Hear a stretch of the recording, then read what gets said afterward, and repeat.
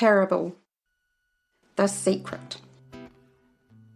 There was a large and deep hole, about 4 feet wide and 15 feet deep, in the middle of the octagon in Dunedin, New Zealand. In the hole was a sad and miserable elderly drunk, calling out for help. A well-dressed lawyer walked past, stopped and looked in the hole. "Help me!" cried the drunk. "Well, you're going to need some legal help when you get out of there," said the lawyer, and threw down his card. "My chambers are not far from here. Give me a call and we'll see what we can do for you." Then along came a priest of an unknown faith.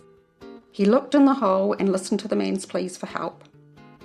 "Well, I cannot help you while you're in that hole, but our congregation meets every Sunday at 9 a.m. at the church down the road.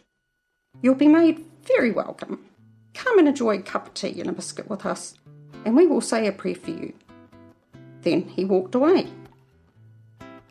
Next to approach the hole was a psychiatrist.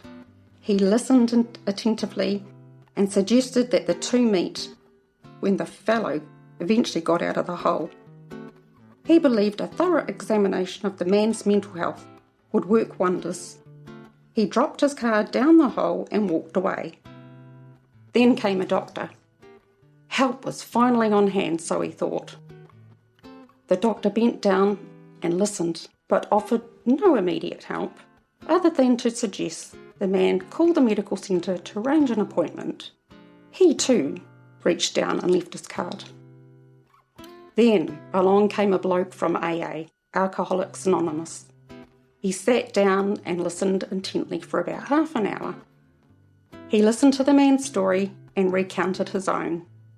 Many similarities later, the bloke from AA jumped into the hole with the drunk.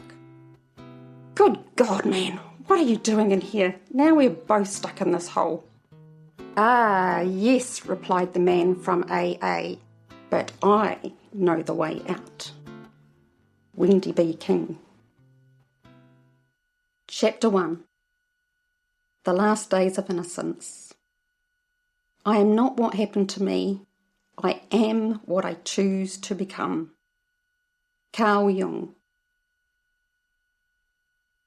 I was 13 years of age and it was my last day of primary school.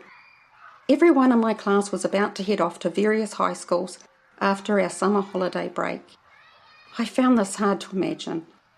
This was going to be the last day, the last time we would all be together in the same room. Going to high school was a big deal for most of us, as we had spent the last 8 years together. Some of us started on the same day, and over the years we had invented new games together, represented our school in sports together, and shared our loves and hates together. We did pretty much everything together. There was only a handful of children over those years that had moved away to a new town or school, so we knew each other quite intimately. You could possibly say our school community was our extended family. There was a real sense of belonging. During this period of my life, I loved school and my friends. Life as I knew it was free and easy, and an escape for me from my very strict family life. I didn't have to be perfect or seek approval. I felt accepted for just being me. I was a bit of a tomboy and preferred to play with the boys. They would let me play marbles or bull rush any time, whereas with the girls, they were either hot or cold. I just couldn't be bothered with that.